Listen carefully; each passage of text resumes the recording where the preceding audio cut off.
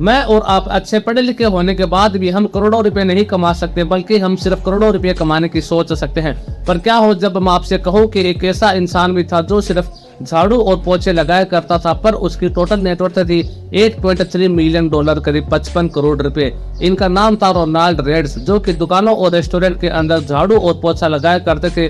पर जब 92 साल की उम्र में इनकी मौत होती है, तब उनकी टोटल नेटवर्थ 55 करोड़ रुपए थी। पर मजे की बात यह है कि इनके घर वालों को किसी को भी पता नहीं था कि ये लोग इतने अमीर हैं। ये एक मल्टी मिलियनर है, किसी को भी इस बात का बिल्कुल भी पता नहीं था। तो ये कहानी है उन लोगों के लिए जो हमेशा ही यह सोचते हैं कि अमीर बनना बहुत ही ज्यादा मुश्किल है और ना ही वो कभी अमीर बन पाते हैं। तो वीडियो में आगे बढ़ने से पहले आप हमारे चैनल को सब्सक्राइब जरूर कर दे, यह आपके लिए फिर यहाँ पर मेरे लिए बहुत इंपॉर्टेंट है। तो चलिए शुरू करते हैं। तो इस कहानी की शुरुआत होती है 1940 से, जब रोनाल्ड रेड्स अपनी डिग्री कंप्लीट करने के बाद एक गैस स्टेशन पर नौकरी करने लग जाते हैं।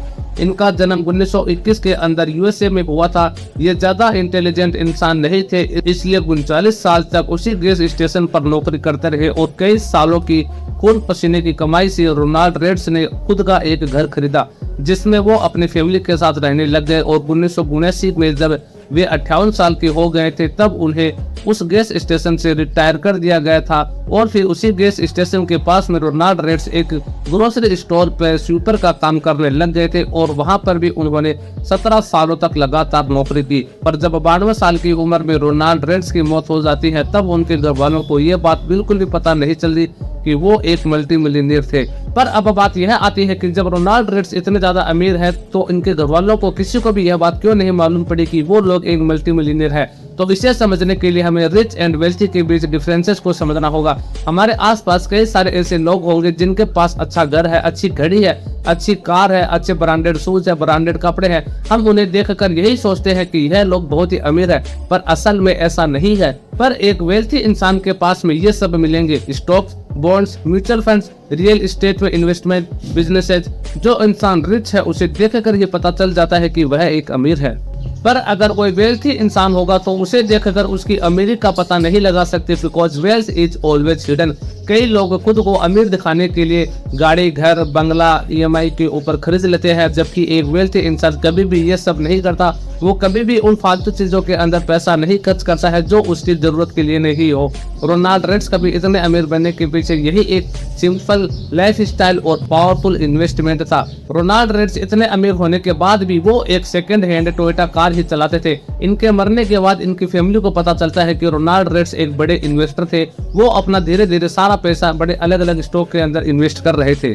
अब आप सोच रहे होंगे कि वो तो एक स्वीपर थे, तो उन्हें ये स्टॉक मार्केट के बारे में कैसा पता चला, कौन सा स्टॉक बढ़ेगा, कौन सा स्टॉक गिरेगा, ये सब बातें उन्हें कैसे पता। रोनाल्ड रेड एक कॉफी शॉप के अंदर जाया करते थे ब्रेकफास्ट करने के लिए।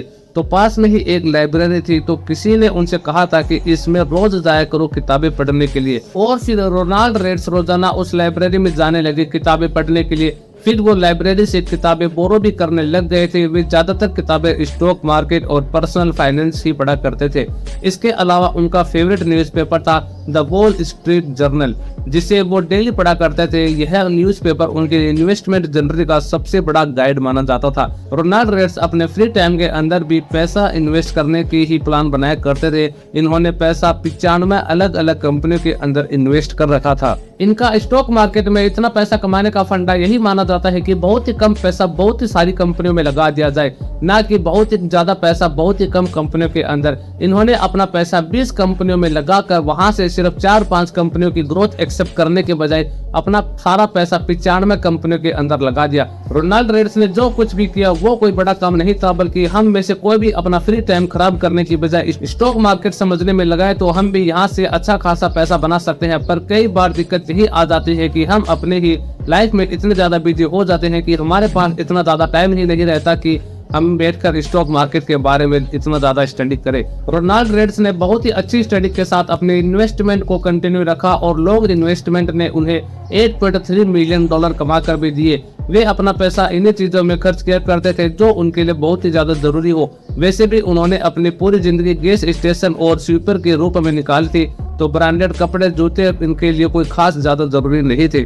अमीर दिखना और अमीर बनना ये दोनों ही बहुत ही अलग अलग चीजें हैं, तो ये आप डिसाइड करिए कि आपको अमीर दिखना है या फिर अमीर बनना है। रोनाल्ड रेड्स ने जाते जाते अपने बच्चों के लिए सिर्फ $2 मिलियन ही छोड़े थे और बाकी का सारा पैसा उन्होंने अलग अलग जगह पर डोनेट कर दिया था। और फिर 2 जून 2014 को 92 साल की उम्र में रोनाल्ड रेड्स की मौत हो जाती है।